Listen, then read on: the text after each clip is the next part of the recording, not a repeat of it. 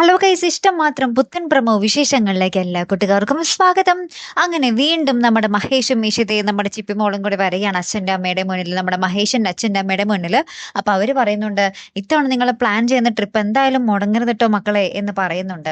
അപ്പൊ നമ്മുടെ ഇഷിത പറയുന്നുണ്ട്, എനിക്കൊരു വളരെ സീരിയസ് ആയിട്ട് നോക്കേണ്ട ഒരു കുഞ്ഞിനെ എനിക്ക് എന്റെ കയ്യിൽ കിട്ടിയിട്ടുണ്ട്. ആ കുഞ്ഞിനെ എനിക്ക് പരിപാലിച്ചേ മതിയാകൂ. അതുകൊണ്ട് ഇപ്പൊ പോകുന്ന കാര്യം എനിക്ക് സംശയമാണ് എന്ന് നമ്മുടെ ഇഷിത പറയുന്നുണ്ട്. അപ്പൊ നമ്മുടെ ചിപ്പിമോള് ചോദിക്കുന്നുണ്ട്, അമ്മേ അപ്പൊ ഈ ട്രിപ്പ് മുടങ്ങുവാണോ എന്നിങ്ങനെ ചോദിക്കുന്നുണ്ടേ.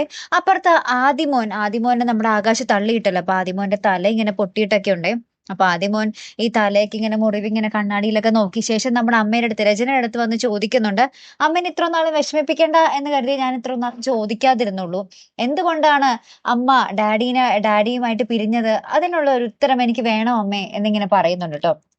അപ്പൊ നമ്മുടെ രചന ആകെ ഇങ്ങനെ പതറി നിൽക്കുന്ന ഒരു രംഗമാട്ടോ നമുക്ക് കാണുവാൻ സാധിക്കുന്നത്. വെച്ചാൽ പ്രത്യേകിച്ച് നമ്മുടെ മഹേഷിന്റെ ഭാഗത്ത് നിന്നും തെറ്റൊന്നും ഉണ്ടായിട്ടില്ലല്ലോ അല്ലെ. കാത്തിരുന്ന് തന്നെ കാണാം കേട്ടോ. അപ്പൊ അടുത്തൊരു വീഡിയോയുമായി വരുന്നത് വരയ്ക്കും ഗുഡ് ബൈ.